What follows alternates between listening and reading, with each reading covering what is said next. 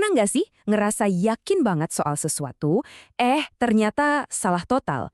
Kita semua pernah ngalamin itu.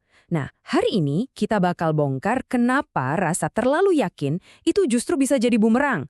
Dan gimana caranya kita bisa ngasah otak kita biar bisa mikir lebih jernih di tengah dunia yang makin rumit ini. Oke, kita mulai pakai tes simple aja deh. Kulkas. Kamu tahu kan cara kerjanya? Tapi coba deh sekarang, jelasin ke saya step by step secara rinci gimana caranya alat itu bisa bikin makanan jadi dingin. Susah kan? Nah, perasaan kayaknya tahu tapi pas disuruh jelasin malah bingung, itu dia pintu masuk ke sebuah jebakan mental yang sering banget kita alamin. Ini ngebawa kita ke konsep yang pertama, ilusi pengetahuan.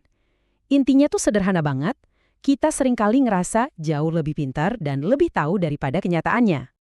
Di dunia psikologi, ini ada nama kerennya, ilusi kedalaman penjelasan. Ini tuh perasaan nyaman, ngertilah gue, padahal pemahaman kita sebenarnya cetek banget, cuma di permukaan doang. Kita tahu benda itu ngapain, tapi kita nggak benar-benar tahu gimana cara kerjanya. Dan ini udah dibuktiin loh lewat sebuah eksperimen yang cerdas banget. Coba bayangin, kamu jadi pesertanya. Pertama, kamu ditanya, seberapa ngerti sih kamu cara kerja busur panah? Kebanyakan orang, mungkin termasuk kamu, bakal jawab dengan pede. Oh, ngerti dong. Tapi pas disuruh nulis penjelasannya secara detail, dari mana tenaganya datang, gimana mekanismenya, tiba-tiba blank, bingung. Nah, disitulah kita sadar, wah ternyata pengetahuan gue bolong-bolong. Hasilnya bisa ditebak, tingkat pede mereka langsung anjlok drastis. Dan jangan salah ya, ini bukan cuma soal kulkas atau busur panah. Ilusi ini ada di mana-mana. Serius, dari hal sepele kayak cara kerja resleting, sampai ke hal yang super rumit kayak pasar saham atau politik luar negeri. Intinya, kita semua ini, sadar atau enggak, adalah korban dari ilusi pengetahuan. Oke, jadi kita punya masalah internal nih di dalam otak kita sendiri.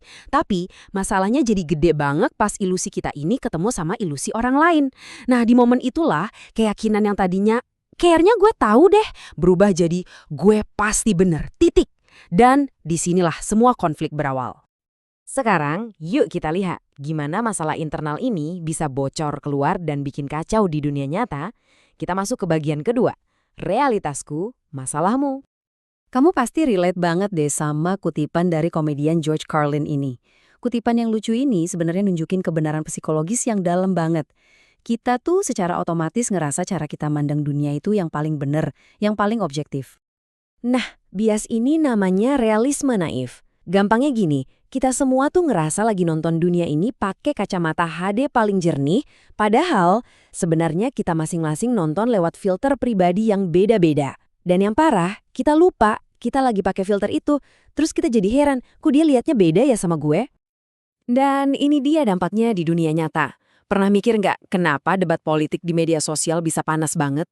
Ya karena realisme naif ini, pas ada yang beda pendapat, otak kita tuh nggak mikir, oh mungkin sudut pandang dia beda. Enggak, otak kita langsung ngejudge, ini orang pasti bego, atau kemakan hoax, atau emang niatnya jelek. Realisme naif inilah yang ngubah beda pendapat jadi perang antar kubu. Oke, kita udah ngebahas masalahnya nih. Ilusi pengetahuan di dalam kepala sama realisme naif pas ketemu orang lain. Kelihatannya suram banget ya. Tapi tenang, ada solusinya kok. Dan solusinya ini bisa kita pinjam dari tempatnya para pemikir hebat, dunia sains. Jadi, gimana caranya kita keluar dari jebakan ini? Kita pinjam satu alat super canggih dari metode ilmiah. Kuncinya, belajar mikir kayak ilmuwan. Tenang, nggak perlu pakai just lab kok. Yang kita butuhin cuma satu kekuatan supermental yang para ilmuwan pakai tiap hari buat ngelawan bias mereka sendiri.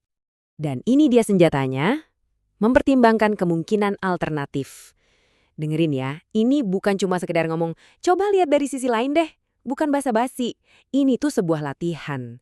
Latihan mental yang sengaja kita lakuin buat berburu penjelasan-penjelasan lain, bahkan yang nggak kita suka, buat ngecek mana yang paling pas. Ini bukan teori doang loh. Ini benar-benar jantungnya metode ilmiah. Semua pilar sains dari hipotesis nol sampai peer review itu sebenarnya sistem yang sengaja dibuat buat maksa ilmuwan nyari alternatif. Karena rahasia terbesar sains tuh gini, kemajuan itu bukan datang dari usaha ngebuktiin kalau kamu benar, tapi dari usaha tanpa henti buat ngebuktiin kalau kamu bisa jadi salah.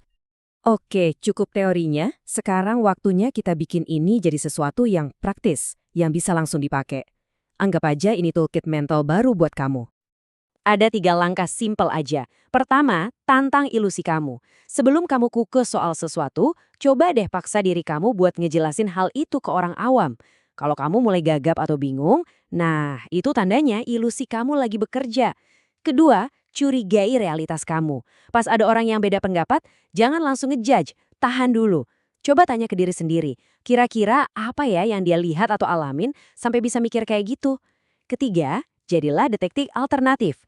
Jangan cuma puas sama satu penjelasan yang pertama kali kepikiran. Coba cari minimal satu penjelasan lain yang mungkin juga benar. Latih ini terus ya. Nah, sebagai penutup, aku punya tantangan nih buat kamu. Coba pikirin satu hal, apa aja, yang kamu yakin 100% benar. Sesuatu yang kayaknya udah harga mati buat kamu. Udah kepikiran? Oke, sekarang pakai toolkit yang tadi dan coba tanya, apa ya alternatifnya?